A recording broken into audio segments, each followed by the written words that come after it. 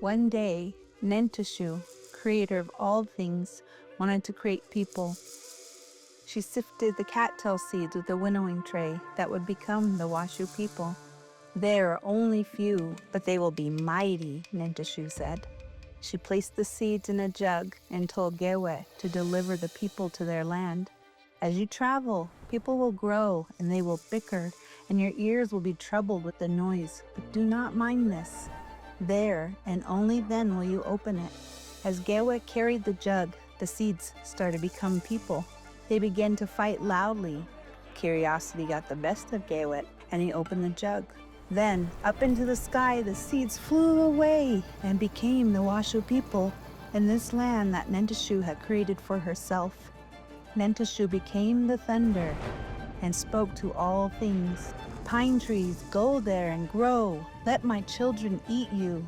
She then tells the storms, moisten them, dampen them. Let the shugil grow. Let the shugalatzi grow. She spoke to the pelau, the tsawi, and the memdewi. She spoke to all living things, which kept coming to life. Grow into food so my children may eat you. So it was like this. The original Washoe name. Now, Tashit Da'au is the name for Donner Lake. Osh means to be in the middle, and it's just like stuck in the middle lake. Stuck in the middle of the Sierra Nevada mountains. What we know now is the Sierra Nevada mountains. The story really begins millenniums ago on this, what used to be a flat green jungle. And there was a very abrupt crashing of two tectonic plates, creating a very steep, craggy eastern exposure to the Sierra summit. And on the western side, a more gradual sloping side. And the little valley that Donner Lake has emerged into was a glacier-carved valley. Since time immemorial is a phrase that is often used when talking about how long the Washoe tribe has been watching over Donner Lake. Tribal experts conservatively estimate the period of time at 20,000 years. Tens of thousands of years to develop practices to protect and preserve the Donner Lake environment. 20,000 years. That'll be modest. And our people have stories of, like, before the lakes were here. We have stories about large lizards, about large birds. Stewardship is a word that's usually used to describe what the Washoe did to the area, but it was more just a means of living. The people took care of these things, and the animals, and the plants, and then the land then took care of the people as well. In the early 1800s, as the American westward migration was starting, the Washoe people could be found year-round at Donner Lake, living their lives in rhythm with the seasons, never taking more from their environment than they needed, and creating a symbiosis perfected over time.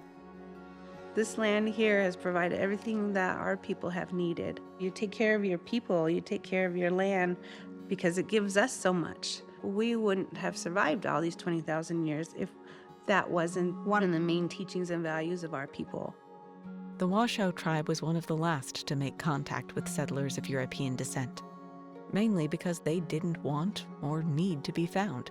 They were protected by the Sierra and its rugged environment, although ultimately they too were swept up in the great tidal wave that was the westward migration. Between 1840 and I'll round it out 1870, we estimate 400,000 plus people made this arduous trip west. We see several reasons repeated over and over again. One is money, as it often comes down to. 1837, there was an economic crash. Farms were being foreclosed, businesses were closing up, homes were being lost. Another reason, disease, cholera, mosquito-borne diseases, religious persecution. Catholic, Mormons, Seventh-day Adventists particularly, were looking for a place that they could practice their religions in peace. And we could go really dark here, but manifest destiny was yet another reason.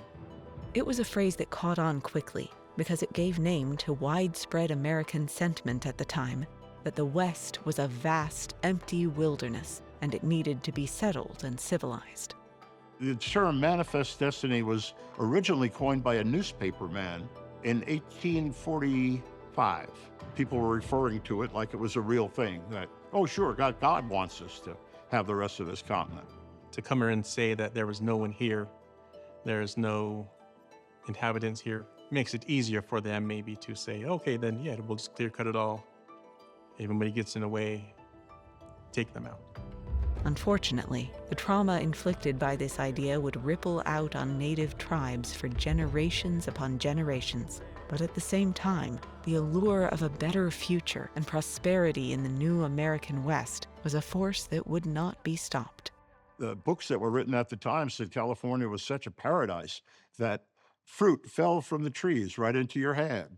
And one author said the pigs run around with knives and forks just sticking out of them, ready to eat. There was kind of a mythological aspect of it too, that, yeah, things are hard in the States, but we're going to paradise. Most people going to seek their fortunes in California in the early 1840s were taking the Oregon Trail, which would go up into Oregon and then down into California. But they were soon to find a shorter, more direct route over the Sierra Nevada mountain range. And the first wagon train to successfully cross over the Sierra was the Stevens-Townsend-Murphy Party. I think that Stephen Townsend Murphy is mentioned as a precursor to the Donner Company over and over again because they were the trailblazers. They were led by the legendary Caleb Greenwood, an experienced outdoorsman who knew how to navigate the mountainous wilderness of the West. He, along with another experienced mountain man named Hitchcock, took the Stevens-Townsend-Murphy Party to California, thus proving that wagon traffic over the Sierra was possible. These people are heroes. They are instant press. East Coast, West Coast. Their name is in the print. So they were truly the ones that opened what would later become known as the California Trail.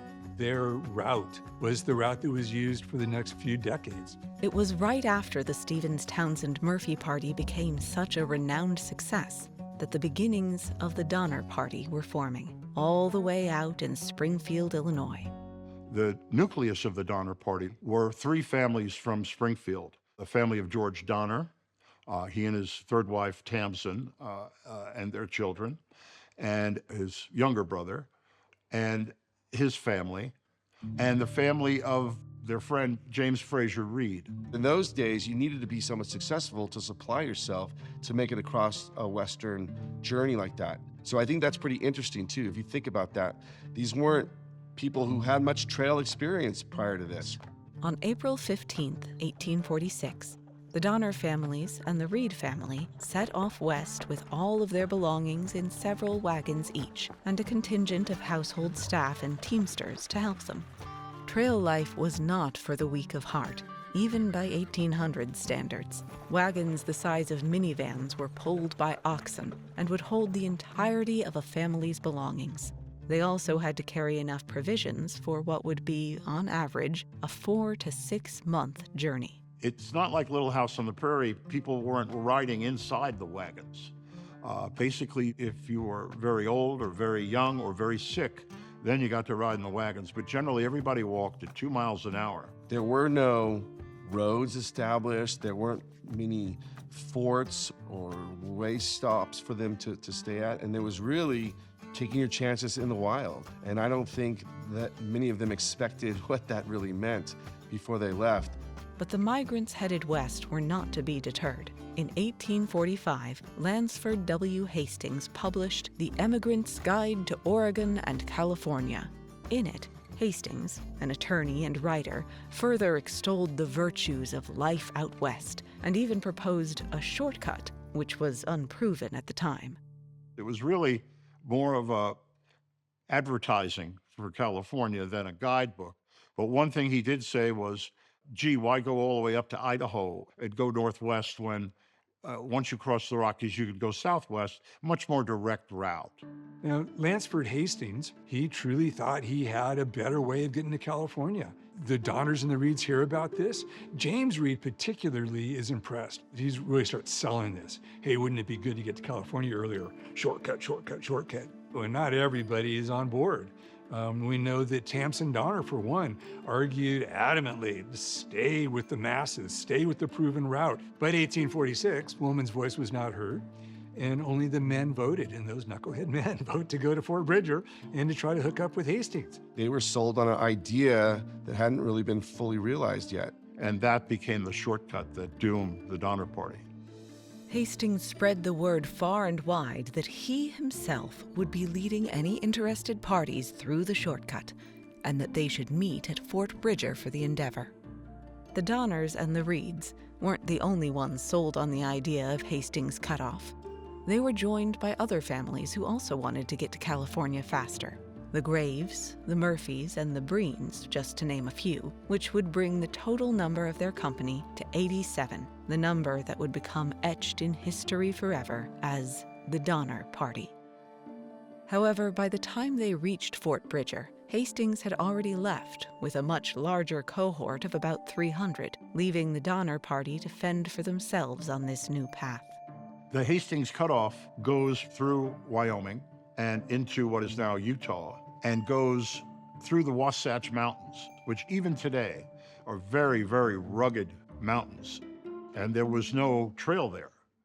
It's just not a big enough company for the task at hand, which is to build a road through the Wasatch Mountains. This waylays them, some historians say 3 weeks, maybe more. They got hung up so badly there that when they finally broke through at the Great Salt Lake, they were already exhausted.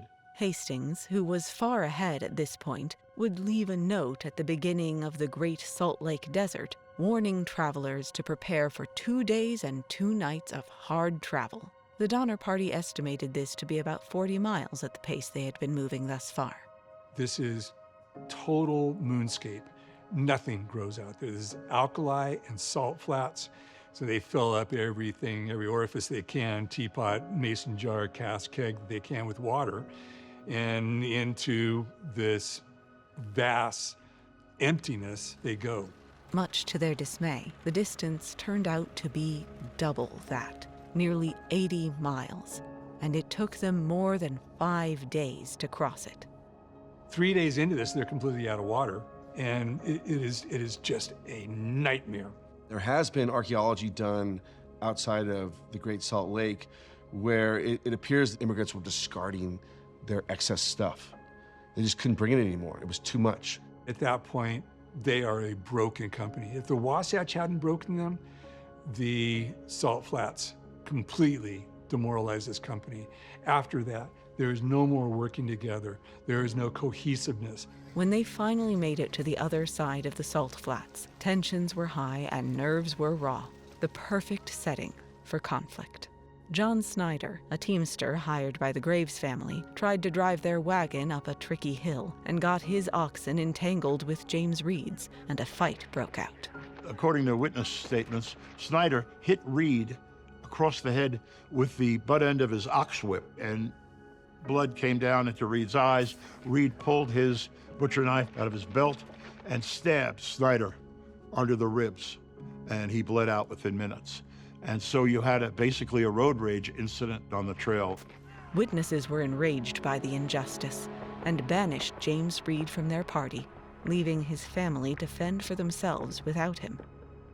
By the time the Donner Party got to Truckee Meadows, now modern-day Reno, 5 members of their party had died from illness, exhaustion, and even murder. Morale was very low, but they were so close now, and they felt the urgency to keep moving. The group has been harassed all through the Great Basin. They had just been picked at by Paiute, killing stock, harassment. So they don't feel safe staying in the Truckee Meadows. They feel like the only safe thing to do is to move ahead. I mean, if they were a few days earlier, they could have been successful, but Mother Nature just had different ideas for them. It was just bad timing. It was a very early winter. And once they got up there, they had a very small time window to get over that pass, and they didn't take it. And then that night, it began to snow. And it was the first of like 10 major storms that hit that winter. By the time the Donner Party made it to the summit, the snow was too deep for them to continue on. So at this point, the company is really divided into 2 locations. At Alder Creek with George and Jacob Donner, their families and entourage, and they are in tents and lean-tos. Over at Truckee Lake, what we now know of as Donner Lake, there are 60 people in 3 cabins. These are dark, damp, dingy, stinky places to inhabit. These are people with no hygiene, eating whatever they can find, with animal hide roofs that every time there was a thaw and a freeze would drip. There are no windows. This is misery at its purest form. Amazingly, a written account of what happened at these camps survived, Patrick Breen's diary. In it, Breen writes a daily account of the weather and happenings around the camps, and ultimately, of the Donner Party's despair. Sunday the 29th, still snowing. Killed my last oxen today. We'll skin them tomorrow. Hard to get wood. Saturday the 6th, Spitzer died last night about 3 o'clock. We'll bury him in the snow. Mrs. Eddie died on the night of the 7th. Sunday the 17th, provision scarce. Hides are the only article we depend on. We have a little meat yet. May God send us help. The archaeologists who dug up Alder Creek in 2003 and 2004 found evidence of a starved camp. People who took every speck of nutrition out of the bones and the leather and everything else that they could possibly make use of. And that's how bad things were at those camps. On December 16, 1846, a group of 17 people, later known as the Forlorn Hope Party, departed on snowshoes and on foot in a desperate attempt to reach Sutter's Fort in California and bring back help. It was a last-ditch attempt at survival. Many in the party knew that their chances were slim. 2 people returned immediately because they didn't have snowshoes. Their guide, a man by the name of Charles Stanton, who had already made the round trip to Sutter's Fort after they had reached the Salt Flats, died of snow blindness less than a week into the trek.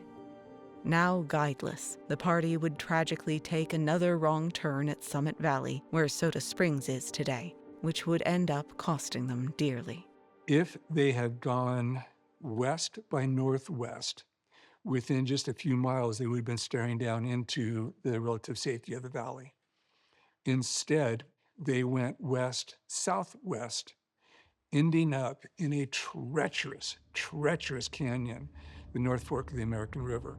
This is a 2,000-foot steep canyon that you don't want to be in at any time of the year, let alone in the middle of winter. One snowstorm after another, delaying them, leads to starvation and exposure, hypothermia, and one by one, people are dying.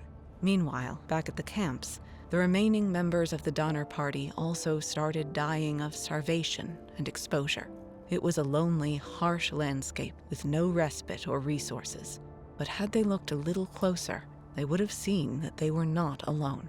If you don't know the area, then this would look like just a big ocean of trees. We knew these trails, we knew every inch of it. So, it was easy for us to not be seen until we wanted to be seen.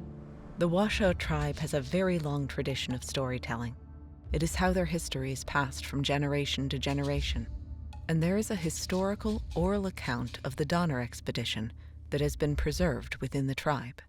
So we have something documented in our language and culture department by Hank Pete, and he tells the whole thing in Washoe. And it's relayed to him by his great-grandparents who were there. The recording that we have was, I believe, done in 1950 or 1955. And at that time, Hank was 70. Hank talks about how deep the snow comes up to their waist, and the people were stuck in the snowstorm, just observing them and trying again to bring some food to them, and being refused and kind of sent away with gunshots. Hank then kind of describes as things getting dark.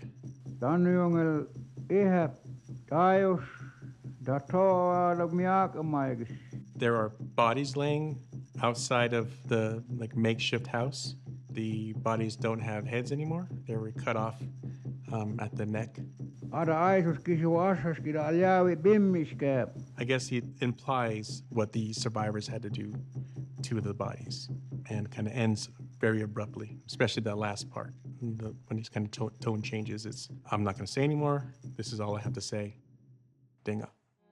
Friday the 26th. Hungry times in camp. Plenty hides, but the folks will not eat them. Mrs. Murphy said here yesterday that thought she would commence on Milt and eat him. The Donners, they commenced to eat the dead people 4 days ago if they did not succeed that day or next in finding their cattle, then under 10 or 12 feet of snow. I suppose they have done so ere this time. The saddest part of the story, right, is the fact that they had to ultimately eat some of the people that didn't make it. We don't see evidence of cannibalism in the archaeological record, but that would be hard to expect from such a short event of 4 to 5 months in the High Sierra, because there is a high acid content into our soil from all of the pines and the firs, so it just doesn't preserve well. But we know from the accounts of the survivors and now from the accounts of the Washoe people that witnessed what was happening, that cannibalism definitely occurred. First-hand accounts from members of the Forlorn Hope Party also describe how they ended up consuming those who had died on their journey, including 2 men of the Miwok tribe, who had specifically been sent from Sutter's Fort with Charles Stanton to help rescue them. The Miwoks, known as Luis and Salvador, were systematically hunted down and murdered for this reason. They were vaqueros, cowboys, basically. When told that they were killed, Sutter was upset about it. My 2 good boys, he called them. But no one ever was brought to justice for it. There were people who did not consider them human. They were really looked down upon. They don't count. After a harrowing 33 days through the American River Canyon, the 7 surviving members of the Forlorn Hope Party stumbled into a Nisenan camp. The Nisenan tribe members took them in and alerted the settlers at nearby Johnson's Ranch. They were shocked at the state of the survivors, who were barely alive, and an alarm was sounded that reached Sutter's Fort, the center of European colonial settlement at the time.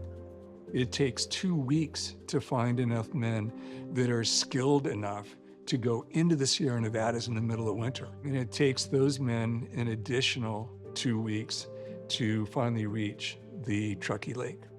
This group would comprise what is now known as the First Relief Party.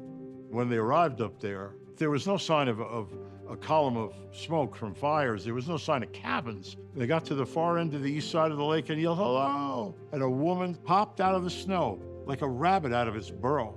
And she said, "Are you men from heaven, or are you from California?" There were 4 relief parties in total, although the 4th was primarily intent on salvaging property that was left behind. They found a lone survivor, Louis Keseberg, who would be socially ostracized for the remainder of his life with accusations of cannibalism. Of the 87 people who went into the Wasatch Mountains, only 45 survived, mostly women and school-aged children. But many of these survivors did ultimately fulfill their dreams of prosperity in California. The Reeds did very, very well. Some of the other families went on to be major stakeholders in the emerging new state of California. What you saw with the Donner Party, that urge to get to a better place and overcome whatever natural or artificial barriers are in the way, it's something very human. I think it shows you the human hope and at the same time, human tragedy. One factor that has not changed in this environment is that Mother Nature and this topography will bring you to your knees at any time. Nature has been, will be, and is currently in charge. We still learn that lesson today, right? People still want to bag the peaks and get the fresh runs and stuff like that, but it comes with a little bit of risk. In January of 2023, California State Parks and the Washoe Tribe of Nevada and California signed a Memorandum of Understanding to co-manage Washoe ancestral lands, which includes Donner Memorial State Park. As a state agency, we're doing our best to look at traditional ecological knowledge and to look at native stewardship to help us with our management of these parks and these lands. The Washoe people have been surviving and learning and living in this landscape for millennia. And it only makes sense for us newcomers to reach out to them and say, can you help us understand these things a little bit better? To live with nature, it was the ultimate calling for many thousands of years for everybody around the world. But that pursuit of power over it has led us to destroy the very thing that kind of takes care of us. If I had a parting message for people who watch this film, it would be to be respectful to our land, to our home. We need to take care of this place.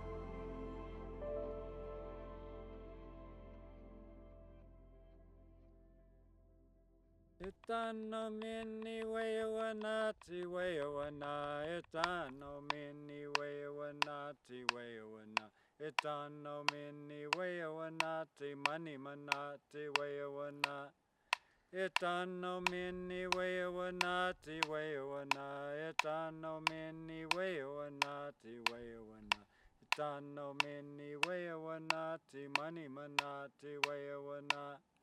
Itano mini wayawanati wayawana, itano mini wayawanati wayawana, itano mini wayawanati mani manati wayawana.